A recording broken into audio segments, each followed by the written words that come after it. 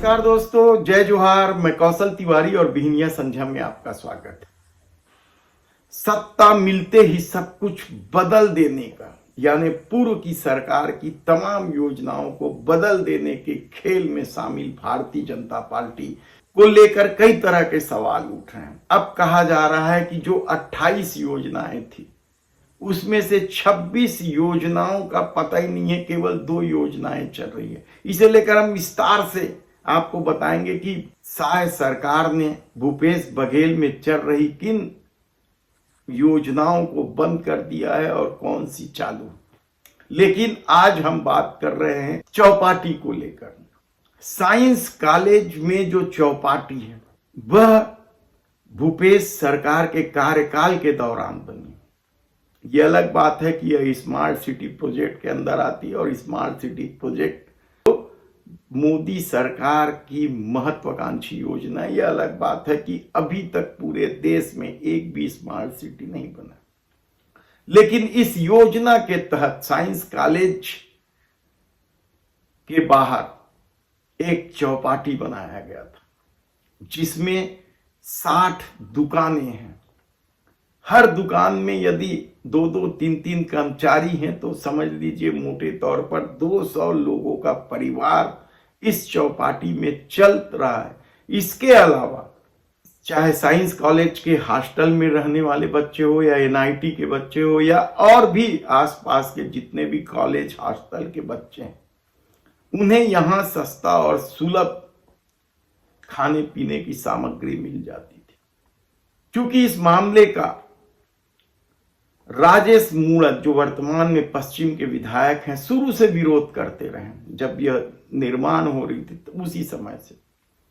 और जैसे ही सत्ता मिली उन्होंने स्मार्ट सिटी प्रोजेक्ट की जब बैठक हुई तो रायपुर के सांसद बृजमोहन अग्रवाल के साथ मिलकर इस चौपाटी को हटाने का निर्णय ले लिया। यानी जिस चौपाटी से 200 लोगों का परिवार पल रहा है, आसपास के बच्चों को जो पढ़ते हैं, हॉस्टल में रहते हैं, उन्हें सुविधाएं मिल रही है, क्या सिर्फ व्यक्तिगत प्रतिष्ठा की वजह से हटा दिया जाएगा?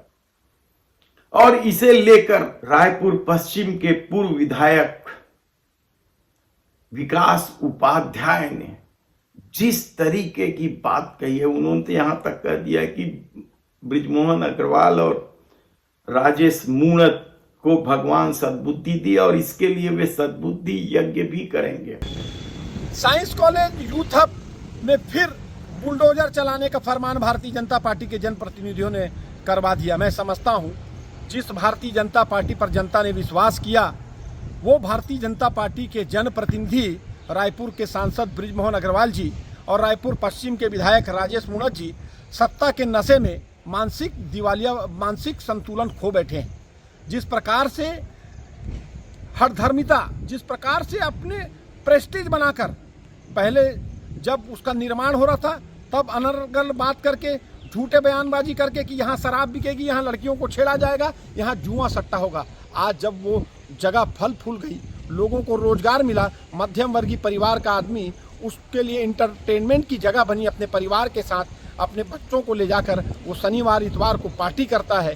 गरीब आदमियों की दुकान है जो रोजगार चलाते हैं, लेकिन भारतीय जनता पार्टी के पेट में दर्द हो गया कि मध्यम वर्गीय परिवार के आदमी को कुछ मिलना नहीं चाहिए।